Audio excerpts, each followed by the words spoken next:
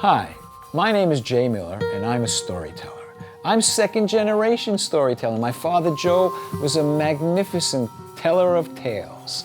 He had my friends and I, my cousins, sitting around on a Saturday afternoon at the table, listening, rapt attention. Yeah, what happened next, Joe? What happened next? So I'm a very fortunate kid to have grown up with tales.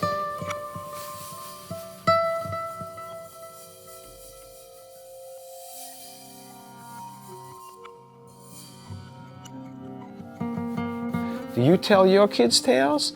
Did your parents tell you tales when you were a kid? Well, I highly suggest it. It's a really great way to connect with the people you love and share some really great stories. So my work is also physical.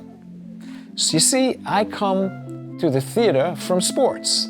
I was a baseball player when I was little, but then when I heard that basketball bouncing, wow, music to my ears. And since I heard that basketball bounce, I've been a player, I've been a coach, I've been a scout, and I've been a sports writer.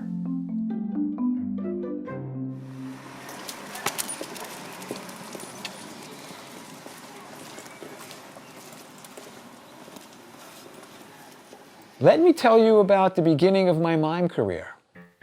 See, my heart was broken. It was 1978. My wife had had enough of my immaturity, and she left. But she also left me with 3 children. So at the beginning of my career, I had a 7-year-old boy, Josh. Rebecca was 4, and Carly was a baby at 1.5. And it was the end of June. School had finished, and I sent both of the older kids to camp. And Carly came with me on my tours of summer camps. And the first show, she was sitting right at the front of the audience with a few teenage girls who were taking care of her. She was so cute. Come to my mime, my website, you can see her pictures. And as I was introduced and started my show, she went, yeah. The first 2 shows, at the end of the show, I was cleaning her diaper, changing her diapers. Really a great way. So my mime career has taken me traveling through many wonderful places. A few years ago, I toured Turkey. We flew from Budapest to Istanbul, took a car from Istanbul to the university in Samsun. Then we went to Erzurum, then to Trabzon, then all the way to the north in Kars. Wow, Turks are really friendly people, and they can cook, and so hospitable, so caring, so kind. If you ever get a chance, you travel to Turkey.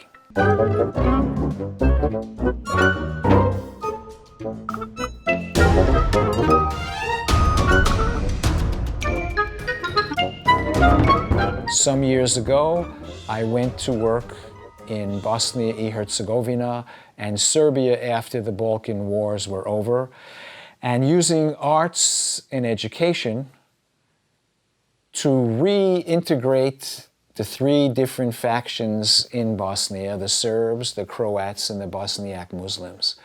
And it's very amazing how arts and culture and sport make people forget about their differences and brings them together. And that's why I've spent all my life in the arts, sports, and education.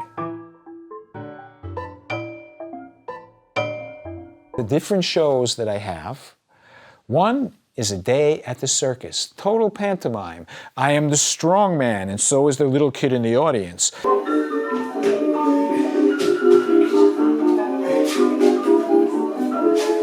The kids become the elephants in the circus. They become horse riders.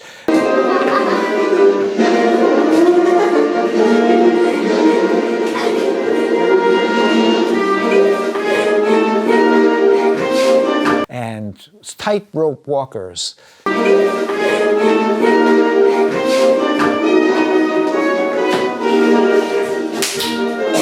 So that is a day at the circus with total audience participation.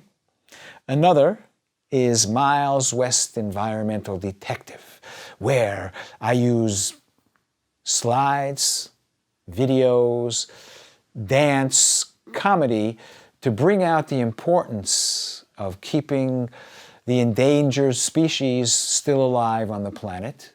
High in a mountain, near a beautiful city, there lived a pond. And every day in the summer, when it was oh so very hot, a little boy would come and he'd swim in the water. Recycling, reusing, reducing, and bringing the children on the stage to show the others how we can, as individuals, save our environment, our planet, to live. Another show is Jewish Tales. Shalom Aleichem, preacher, Shalom Aleichem. They shook his hand, they hugged him, and he walked into a banquet. He sat at the head of the table, and he was all his glory, to know how it feels to be revered, to be loved. And at the end of the drinking and the eating, the wise men of the town put the book in front of him, said, "Dear preacher, for years we have been pondering, we have been arguing, and still we have not come to a conclusion. Can you please explain this part in the Talmud?" Growing up in a Jewish family in New York and having a grandfather from Transylvania, I heard many a tale.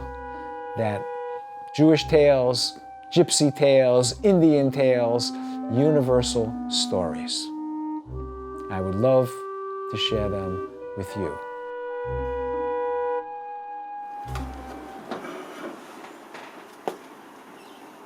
Marcel Marceau. In the early 80s, I was really fortunate at the beginning of my mime studies that Marcel Marceau, the master himself from Strasbourg, France, came to New York to play on Broadway.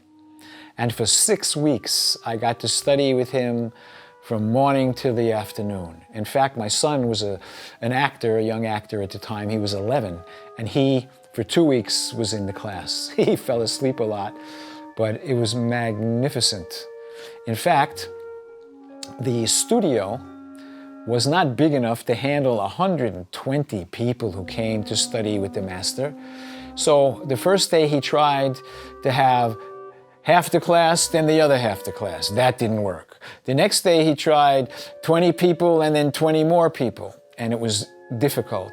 So he wound up taking one man and one woman to be the demonstrators. And I was really fortunate to be chosen most of the days to be his guinea pig demonstrator.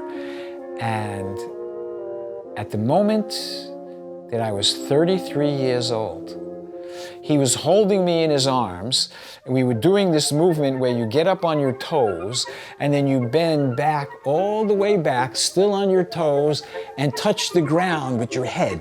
And I was this close to doing it, but I couldn't get that much further, and he was holding me as my head touched the ground, and I looked up at the clock, 11:01 on April 21st, when I was 33 years old. The master himself was holding me in his arms. I took that as a sign. So, if you're interested to bring an exciting act to get your people thinking and feeling and participating, check my website out, jmiller.info. Give me a visit, give me a call. Email me at millermolnar. No, wait a minute, that's not my email, that's my Skype. We can Skype, we can talk on the phone, we can email, we can Twitter, we can chat, we can Facebook. No, I'm just kidding, I don't do all that stuff. I'm just having a good time because the camera's on.